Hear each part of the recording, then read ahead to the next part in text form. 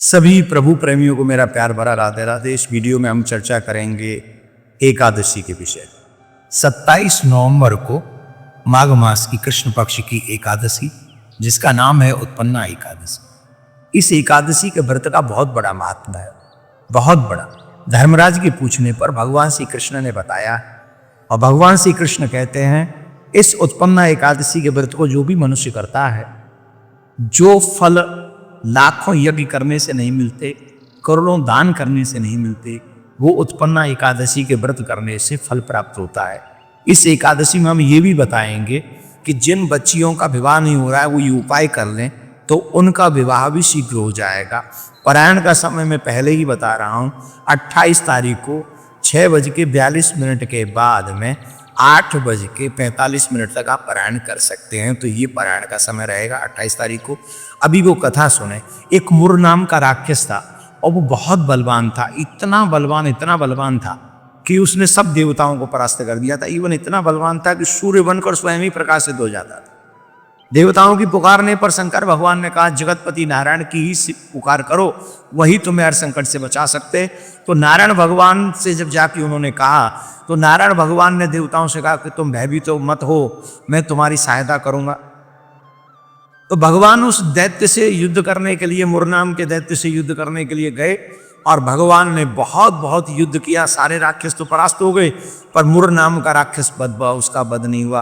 तो वो बड़ा बलवान था, 10,000 वर्ष तक युद्ध होता रहा।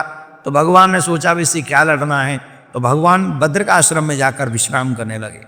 तो वो नारायण भगवान को ढूंढता वो भद्रक आश्रम पहुंच गया, और भगवान उस समय योग निद्रा में थी। तो वो जैसे ही भगवान से युद्ध करने के लिए तैयार हुआ तो नारायण के विग्रह से एक दिव्य कांति वाली देवी प्रकट हुई, और उस देवी ने उस दुष्ट को कहा कि आज तू पहले मुझसे युद्ध कर।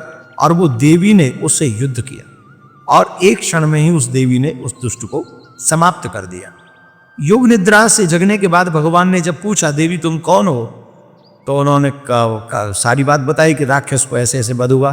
तो भगवान ने उसी को कहा कि आप ही उत्पन्ना एकादशी हो, और जो मेरे भक्त होंगे वो सब तुम्हारी पूजा करेंगे, और तुम्हारी पूजा करने वाले लोगों के लिए सहज ही मैं उपलब्ध होगा। जो एकादशी का व्रत करेगा, जो उत्पन्ना एकादशी का व्रत करेगा, वो क्या नहीं प्राप्त कर सकता, वो सब कुछ प्राप्त कर सकता है। तो ये उत्पन्ना एकादशी है। उन्होंने कहा कि आज से तुम उत्पन्ना एकादशी के नाम से जानी जाओगी। तो ये तो एकादशी की कथा हो गई, लेकिन हम आपको एक उपाय और बता रहे। एकादशी के दिन तुलसी का भी पूजन करना चाहिए, तुलसी महारानी को पूजन करना चाहिए, घी का दीपक जलाना चाहिए। जिन कन्याओं का विवाह नहीं हो रहा है, विलम्ब हो रहा है, उन लोगों को उत्पन्ना एकादशी के दिन एक चुनरी माँ तुलसी को पहनानी चाहिए, और श्रृंगार की सारी सामग्री उनको चढ़ानी चाहिए। और इसके बाद में माँ से प्रार्थना करनी चाहिए कि हे माँ, हमारे ऊपर कृपा करना। तुलसी महारानी से जब यह प्रार्थना करेंगे तो आपके विवाह में आया हुआ विघ्न शीघ्र ही दूर होगा और आपका विवाह होगा।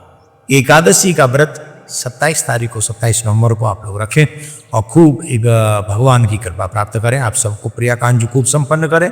ये वीडियो उन लोगों तक पहुंचा दीजिएगा जो एकादशी का व्रत करना चाहते हैं। आप सभी को राधे राधे।